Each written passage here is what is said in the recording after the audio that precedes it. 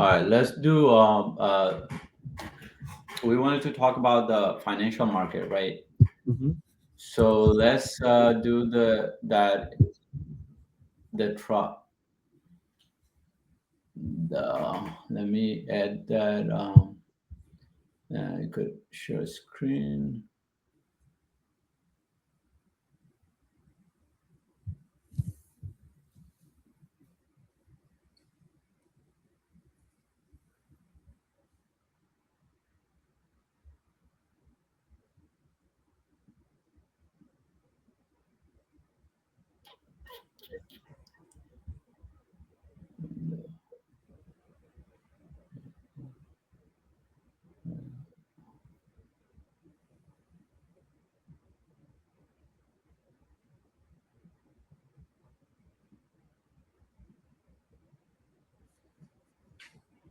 All right, so introduction to financial market, right? So basically, what are financial markets? Um, Financial markets are simply a place where people come buy financial assets, right? Like stocks, bonds, and currencies. And but more importantly, they connect two groups, like people who have money and people who need money. Businesses use markets to raise capital, and Hmm. investors use them to grow wealth, right? Hmm. So basically, those are the two needs: people who have money and people who need money. Um, and those are the examples. The people who in the financial market, the way there are few different kinds like stocks, bonds, commodities, currencies, and now we have also another industry which is crypto industry, right? Hmm. Um, so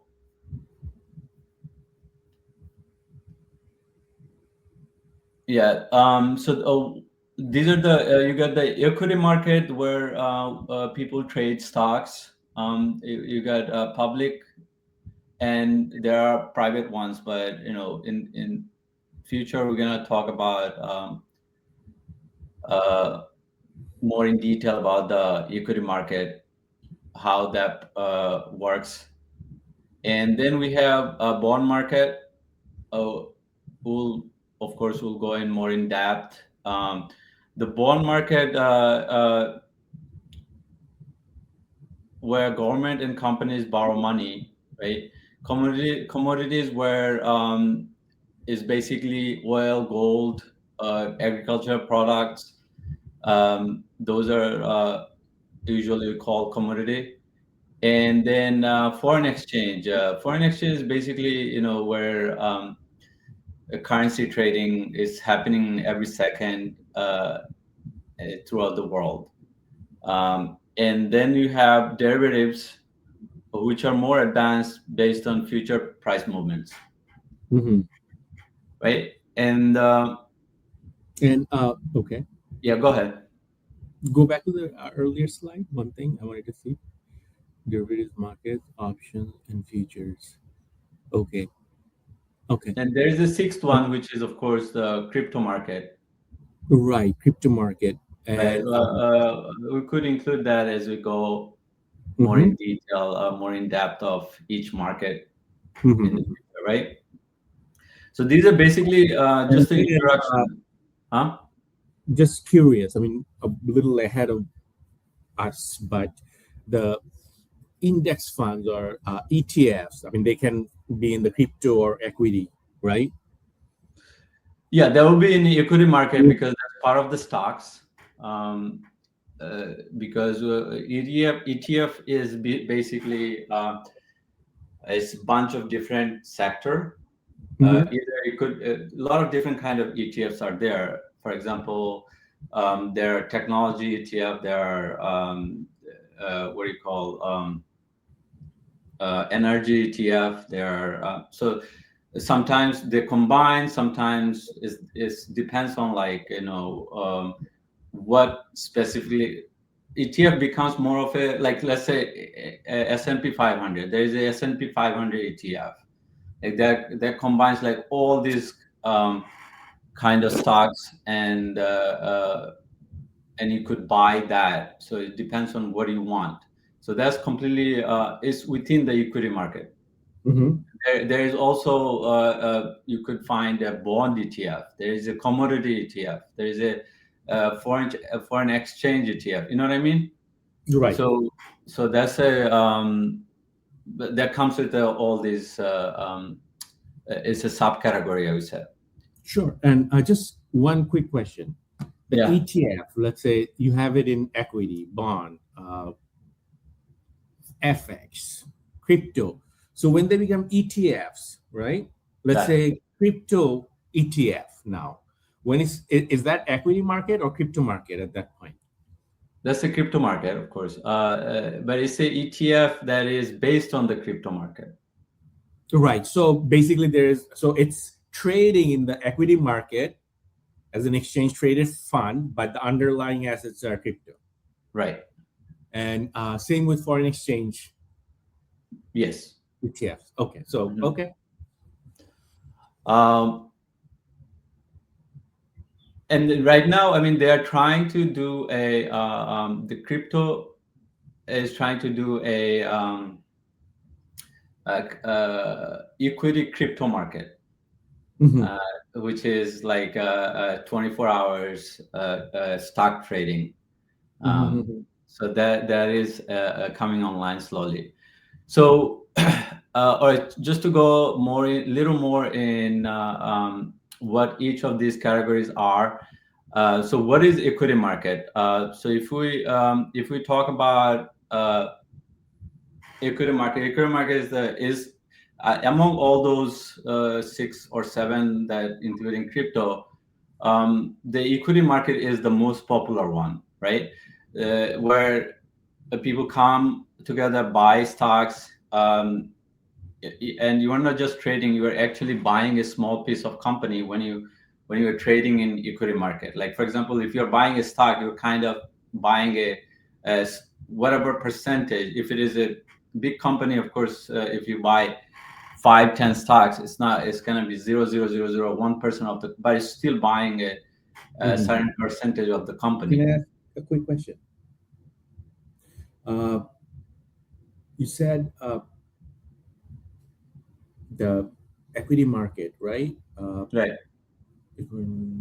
Raise capital. You said equity market is where most people are focused on. I agree with you. That's and it's the biggest one you said, or I want to know what it's the most popular one. Is compared to equity market. Which one is bigger? What? I'm sorry. What? The bond market or equity market? Which one is bigger, and by how much? Do you have any idea? The bond market is, of course, I would say the biggest. And then I would say the equity market. But the reason I would say the bond market is the biggest because all the treasuries are in bonds. So if you combine like all the countries' treasuries, then that will come to many hundred million trillions of dollars, right? So like United States alone has $37 trillion of debt, right? That itself is holding that bond, that amount of bond. Okay. I just quickly looked at it. Yeah. It says the U.S. bond market is roughly at 58 trillion. Okay.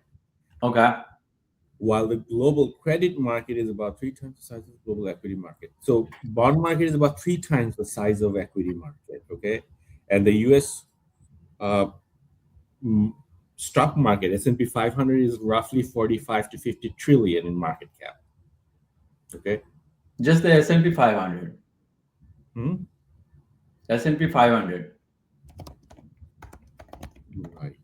What is the total value of S&P 500?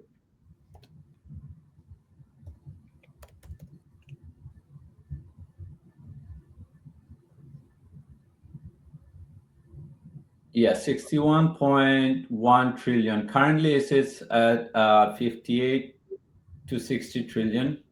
Mhm. And what is world total bond market? Total bond market.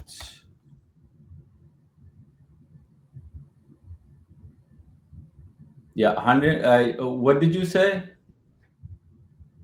So there are two different kind of bonds, right? One is government bonds and one is corporate bonds. Mhm. So altogether, it's 140 to 130 trillion dollar of bond market in the world, right? In the world. Okay, now I was talking about US. Okay. Okay. The government bonds itself is 90 to 100 trillion, and corporate bonds are about 30 to 40 trillions. Okay. Um, and global stock market is you were talking about 110 to 120 trillion. Global stock market. Okay. Right. So yeah, so I mean, these are huge weight in each market you were talking about, and if you, I mean, of course, United States carries the most weight of it, right? What is the U.S. bond market? U.S. bond and stock equity market.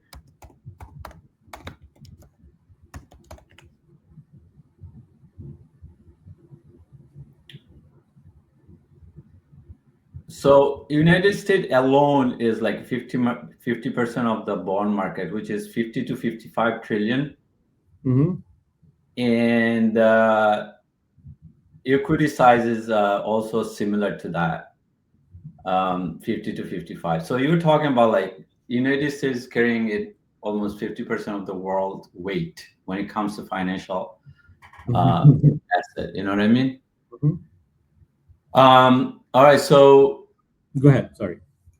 so equity market where that's the most popular, and that's what of course bond market is more of a people who are more market savvy, they go into it, but it's also safer in a sense, um, uh, less volatile, where in equity market is more news driven and all these things. Right, right. Just one little thing though. Yes, it's true. Bond market is crowded by more savvy investors, people who know better. But you don't have to be, right? I mean, Vanguard, you can invest through them. Mhm. Uh, and bond market is actually safer. Yeah. Okay, the return might be lower, but in the long term, it's not that much lower. So just saying, for people who have low risk tolerance, it's something to look at. Yeah, I mean, bond market is more of a fixed income, Mhm. and equity market is a little more broader in a sense that there are, of course, dividend stocks. There are, of course, so it has a lot of different kind of Right, right, varieties. right.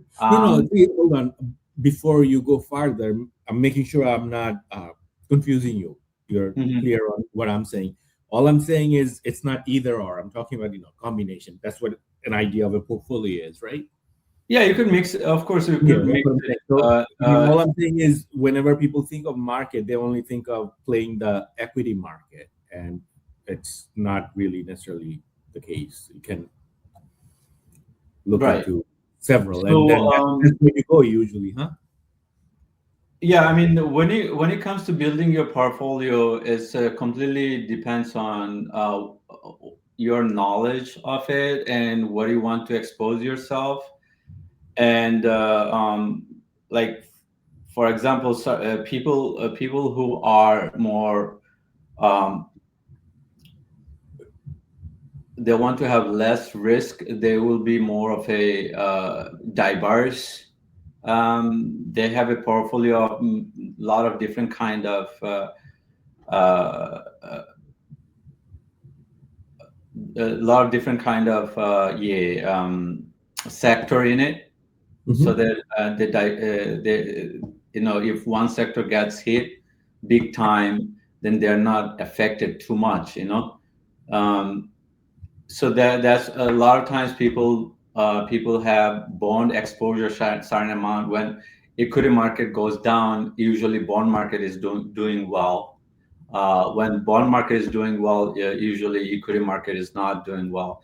So there's this a balance Right. on that. They're complementary in a portfolio. Right. And then we could, of course, as we could definitely get more in depth later on. So this is just a introduction. So let's move on to the equity market. That once it is, if it is public, the companies issue shares to raise capital. So that's one of the biggest way of why a lot of times companies go public, because they want to access the public money, so that they could do whatever their goal is of doing with that company. And you can, of course, Apple, Microsoft, Amazon, these are much older companies. They came into the market very, I say some of them are in 80s, and Amazon came in its 90s. So there are also new companies that come in, they raise capital, they come into the public market. Some end up doing very well, as you know. So, and then we got why do these companies issue stocks, right? The companies usually issue stocks to raise money, basically. Instead of borrowing, they sell ownership. And there are a lot of times, of course, once they come in public, they also could go into the bank and borrow money if they don't want to sell ownership. So there are many ways of doing that, but the reason they could come and make sure that they have enough money in their hand, so that they could expand, and they could do it for many reasons. They could do it for many different reasons, like they want to expand operation, build new products, enter into new market. So those are the many reasons why companies come and raise money. And that is one of the reasons also companies come in public, become a public company, because they want to access lot more capital, right? Quick question. I'm sorry? Question after you're done. Go ahead. Yeah. So right now we're talking about companies raising money, and that's basically they're selling stakes in the company. Right. Why companies, like why public, the equity company, public companies become public? Yeah. Or it could be private company also. Yeah. Go ahead. Yeah. Sure. Right. But here, public companies, when they're selling it, they're selling stakes. So when they're selling stakes, whoever is buying, they own a portion of the company, correct? Right. So that's how the company is raising money, and that's the whole idea of reason for issuing stocks, right? To spread the ownership, collect capital.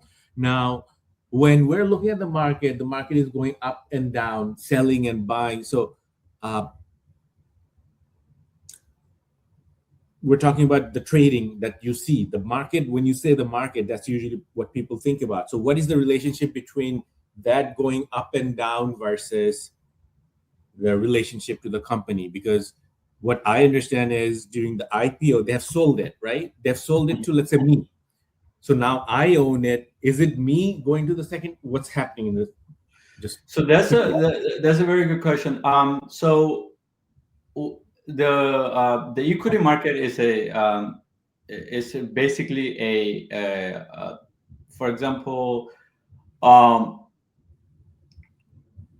it's an exchange, right, where people coming have a platform where like people all over the place coming in, and that's the exchange. And where you were saying that, okay, let's take a Facebook, or right now we call it Meta, right? Meta became IP. They did initial public offering in 2012, right? Mhm. And when during that time, they raised, let's say, certain billions of dollar. They went to um, certain so the private investors. They're like, okay, we want to sell like 50% of the shares to you guys. They sold it, let's say, $20 billion, and they're gonna come, and they come and they're like, we're gonna sell another 20% of our company to the public, right?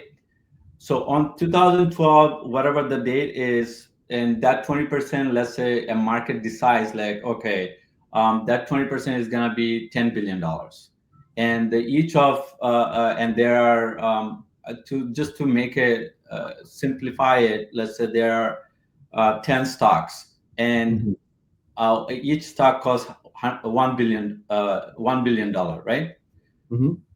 And they come to the market and they're like, okay, we're going to offer these 10 stocks, and each stock costs $1 billion.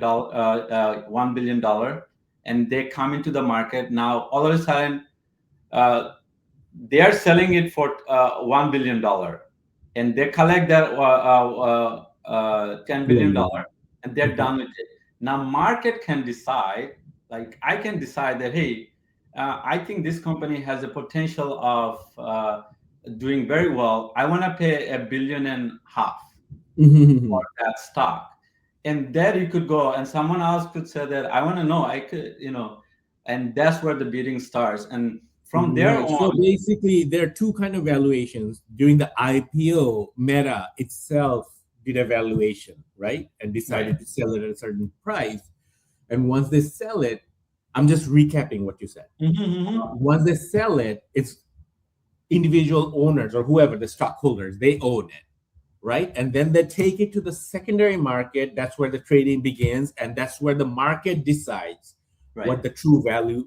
Not the true value. The market decides based on a lot of it is sentiment, right? So Uh, so that's the thing. So those are the that's when it becomes like, after that, mhm. Facebook doesn't, like, the company itself is not day to day. There is nothing is happening. For example, Facebook has no control of that anymore.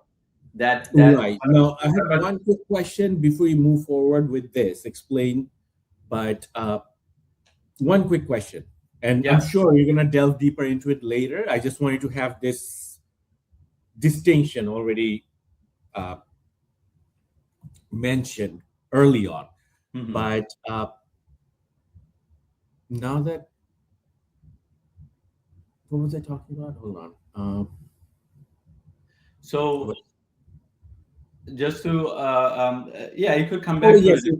now Yeah. I remember. Now I remember. So once, let's say, since we're using Meta, stick to Meta. Okay, Hmm. Meta sold those stocks Hmm. for, let's say, $1,000 a stock, right? In Hmm. the market. Now that it's in the secondary market, it's trading, it's buying and selling. Uh, Facebook doesn't have anything to do with it anymore, correct? Yeah. But why are all these companies so concerned about what the market price is of the stock?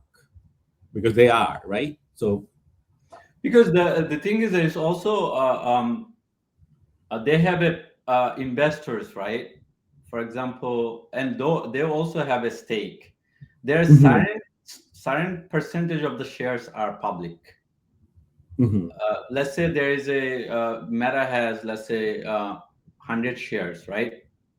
That's 100% of the company, right? 100 mhm, shares. mhm, Out of those 100 shares, only, let's say, 30 shares are public, or let's say 80 shares are public, right? mhm, Out of the 80 shares, 20 shares are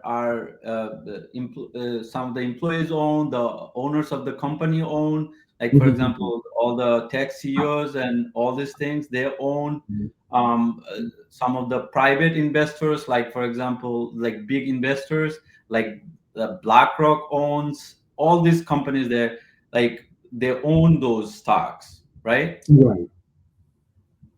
Uh, did you just got free? You got froze, I think. Let's see. I need to. My internet is giving Yeah, me. yeah. Now it's good.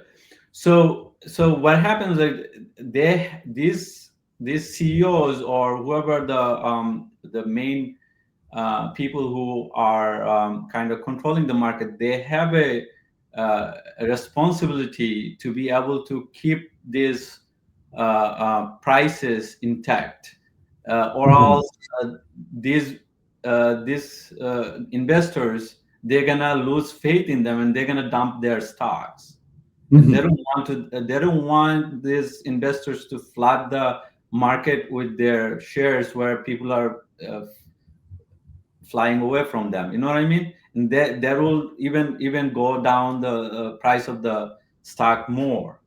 So there are this is where you say institutional investors. So because those investors kind of keep the stock steady. Mhm. If you have then you have retail investors, then you have, so this is why it's important for them to what they're saying or doing in the public platform. Right. So, question is, when we're talking about IPO, Facebook is selling IPO. That's the primary market. That's the first time they're getting into the Right. Hmm. right. Yeah. So that's when the primary buying and selling is happening. And then once that is done, they go to the secondary market where bidding happens, right? Bidding happens and then market price goes up, you have to buy it at that price, goes down, it's that, right?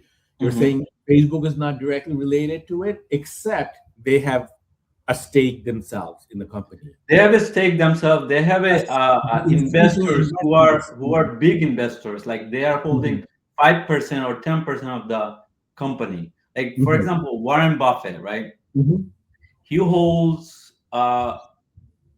let's say certain companies. He holds like multiple companies, right? Like, even for example, Apple. He at some point, I think he held or 5% of the company. Mhm. So when Apple does something big, right? Mhm. They either they have to inform some ways Warren Buffett, hey, we're doing this. Don't be alarmed Mhm. about it, because they don't want to piss off Warren Buffett, where he comes and the next time he sells like half of his share. If he Mhm. sells, it's not just him selling the share. It's also his Warren Buffett is signaling that, okay, I'm selling the share, I'm getting out. So that will follow a lot of other people. So those are the reasons in the market itself. The Apple doesn't kind of get much of the what do you call in the equity market in day to day. They don't get much affected. It's what company does, how the company is doing the business. Because once the initial public offering happened, they already have enough money to be able to do the business they want to do, Mhm. unless they are doing like let's say they all of a sudden decide that there is a new market came in and we need to expand ourselves, and we don't have enough cash coming in, we have to Mhm. go to the market again to be able to raise capital. Other than that, they don't need any more capital. It's just that they have to maintain those investors. Mhm. Yeah. Right. Right. Okay. Thank you. Okay, so all right, so that's the stock market, um, and so we talked about that, and we already have kind of understanding. So what happens? People do price discovery. They determine what a stock is worth, and the reason for all these things is because of the liquidity. It all of a sudden, Warren Buffett can go and sell $2 billion or $5 billion of worth of stocks, and nobody would know. Nobody would know. And so that's the reason these exchanges are great. It helps the liquidity. Anybody come in and go out easily without causing much trouble. And you also have the huh? It's a marketplace. It's a marketplace, but it's it's a huge marketplace where there are billions of dollars of getting exchanged, and it's very efficient in that sense. Right. So what moves the market, right? The question is, so there are many different. Before I got there are major global exchanges, and they are all across the world. But major ones are you have New York Stock Exchange, you have Nasdaq, your London Stock Exchange. Then you have, I think, also you have one in Japan, one is in Tokyo. Yeah, and so those are exchanges that happens, and people who are very active, they follow all of those exchanges throughout they will be looking at what is happening in different parts of the world, and based on those reaction in the exchanges, they can kind of figure out how the market is reacting to certain news. So what moves the market? The most important one is, of course, the certain stocks, especially is when companies' earnings come out, right? And on the daily basis, it could be economy, interest rate, politics, global events. Those kind of move the markets on a daily basis. And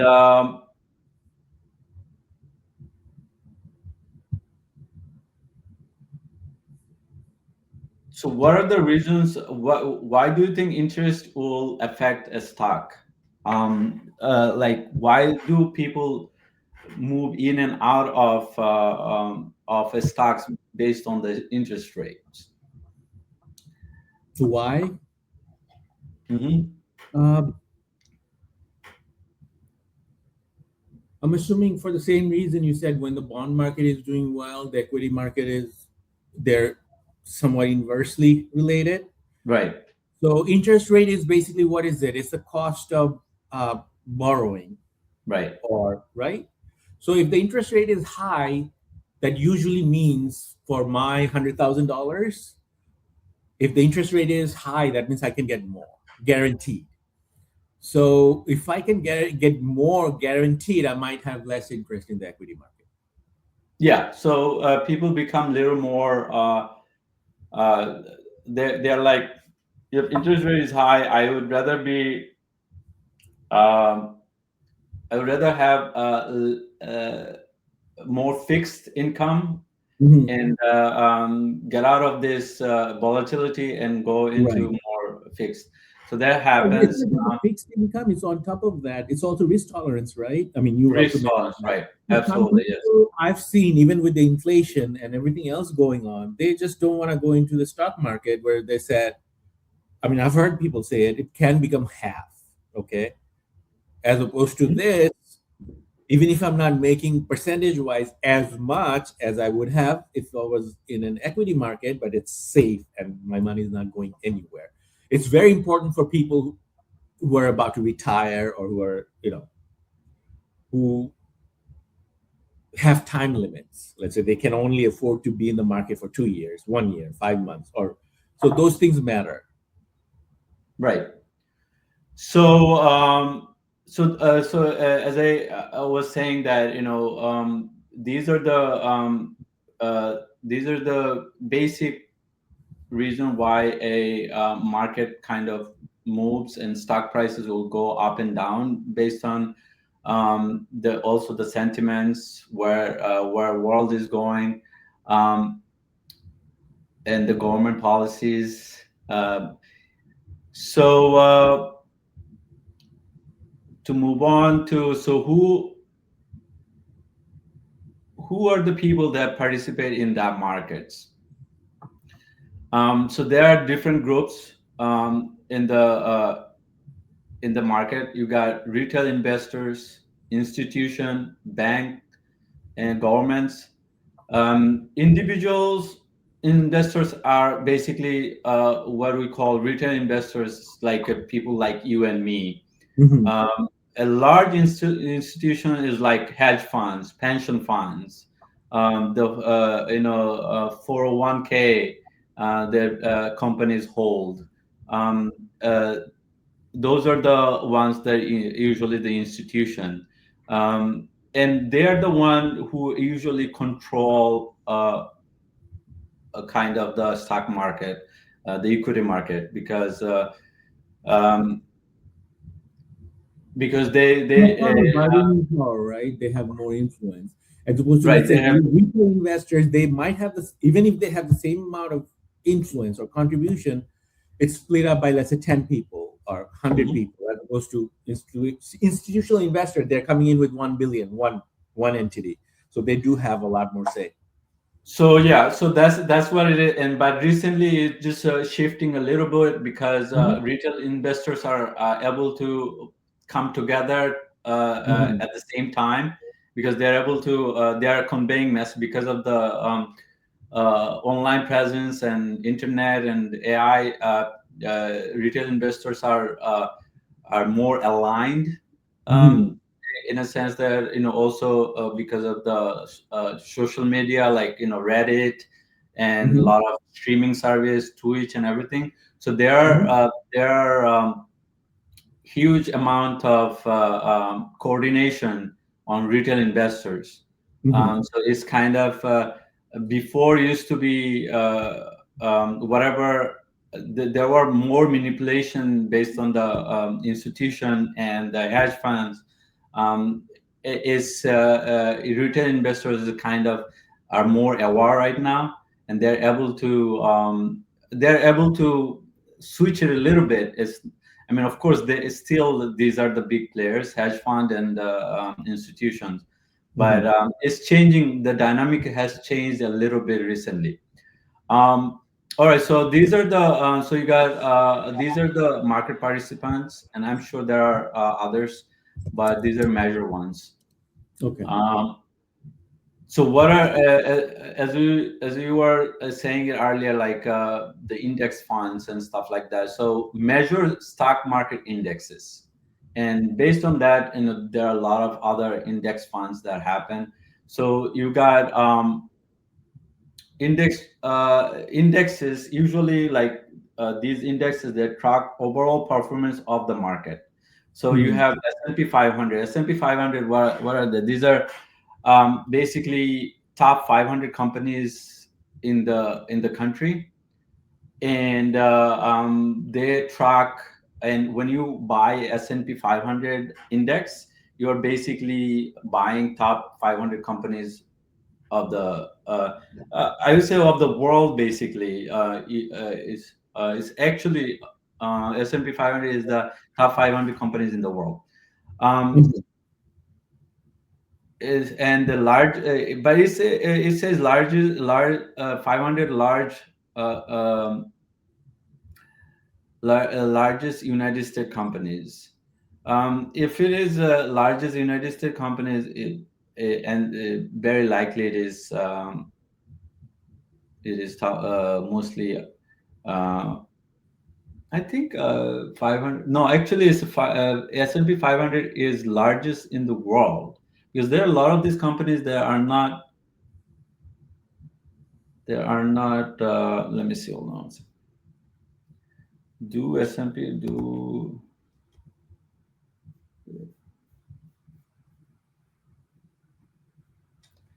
do S&P 500 companies include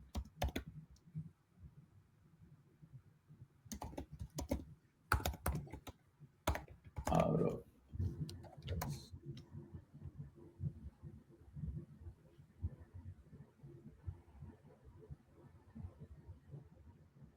Okay, company must be US based. Right. Mhm. So company must be US based. So Dow Jones Industrial Averages, that those are the 30 major in United States companies. Um, so it used to be the Dow 30 used to be the biggest. What happened to my? Can you hear me? Yes, I can. Okay. Nasdaq Composite is mostly technology heavy companies. Hmm. So those are indexes, and there are others, of course. And then you got, what are the risks in the market?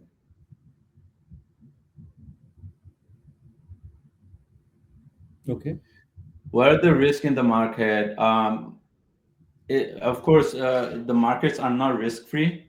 Prices can move quickly.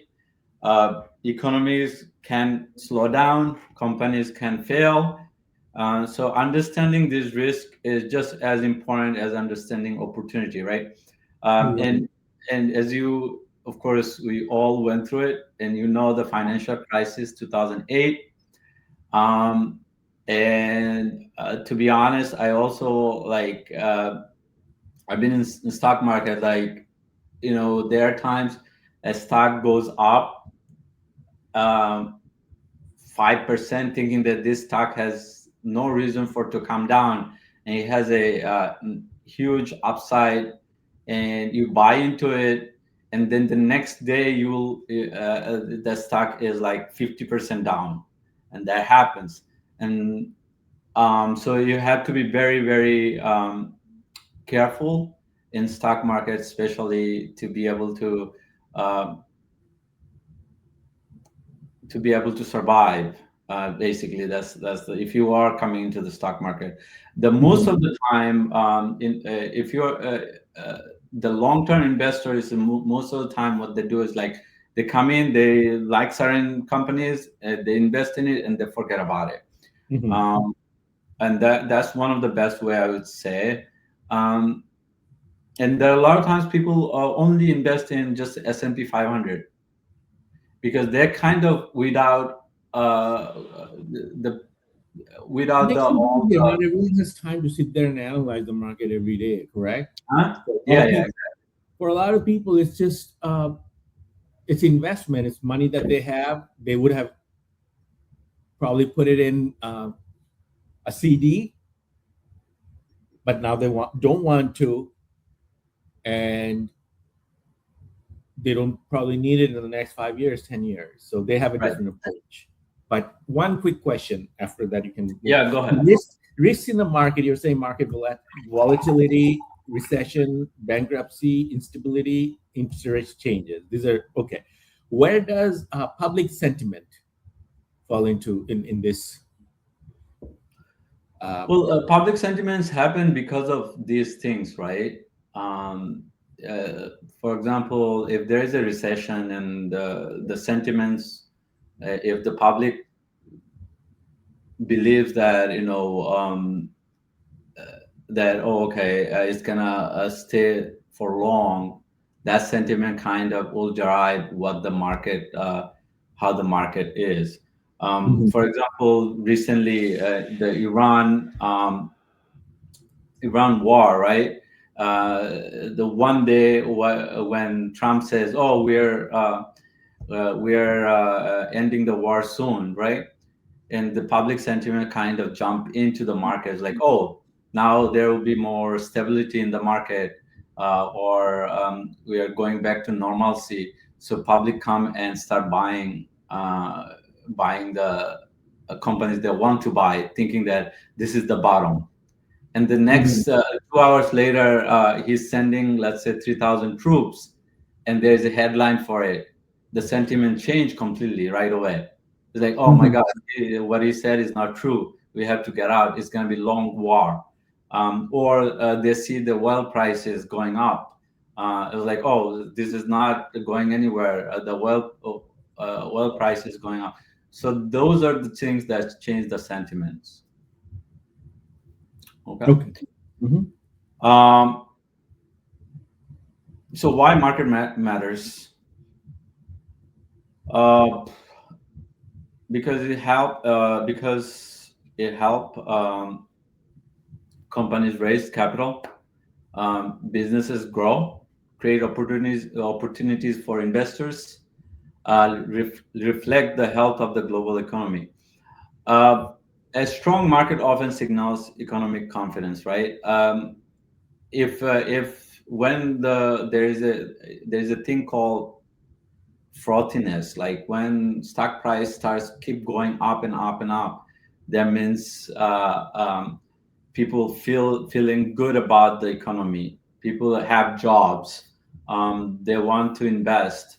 So those things give the confidence, and that can kind of it's a self-fulfilling also, and that can go on for a while, and then you know that there is a bubble happening, and then and that can continue year after year, and then all of a sudden burst. And as you know, as you know, that the people always talking about right now is the AI bubble, but we don't know if it is if it is in the height of it, or we are just starting of it, right?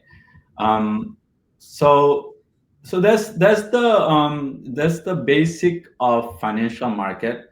So if you understand financial markets, you understand how you kind of understand how world works. So this is the I would say this is the foundation, and here you can go into stocks, real estate, or any form of investings, and hopefully in the next video we'll go deeper into how each of these things more in depth of each of those things, and how investing works, and we can discover many different things. Sure. Okay.